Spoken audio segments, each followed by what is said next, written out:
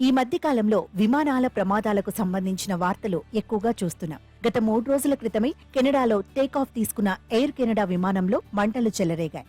ఈ ప్రమాద సమయంలో ఫ్లైట్లో ఏకంగా 400 మందికి పైగా ఉన్నారు. అయితే పైలట్లు చాకచక్యంగా వ్యవహరించి విమానాన్ని సేఫ్గా ల్యాండ్ చేశారు. తాజాగా 2 విమానాలు ప్రమాదం నుంచి జస్ట్ మిస్లో తప్పించుకున్నాయి.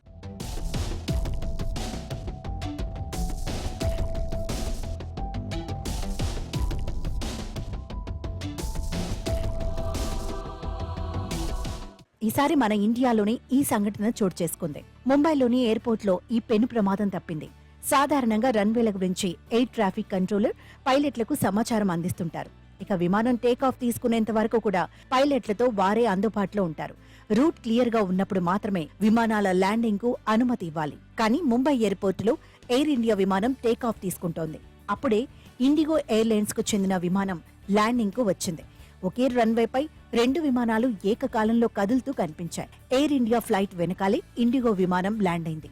ఒకానొక క్షణంలో ముందు వెళుతున్న విమానాన్ని వెనకాల ల్యాండ్ అయిన ఫ్లైట్ ఢీకొంటుందేమో అనిపించింది. ప్రస్తుతం దీనికి సంబంధించిన వీడియో సోషల్ మీడియాలో వైరల్ అవుతోంది. నెటిజన్లో రకరకాలుగా కామెంట్స్ పెడుతున్నారు. అదృష్టం బాగుండే ఏ ప్రమాదమూ జరగలేదని అంటున్నారు.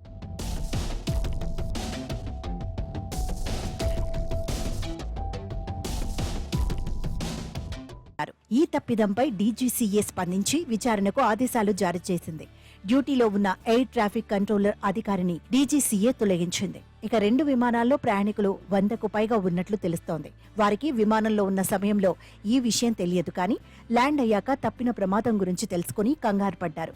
ఎలాగోలా బయటపడ్డాం చాలంటూ ఊపిరి పీల్చుకున్నారు. విమానాల ఎయిర్ ట్రాఫిక్ విషయంలో అధికారులు చాలా అప్రమత్తంగా ఉండాల్సిన అవసరం ఉందని సూచిస్తున్నారు.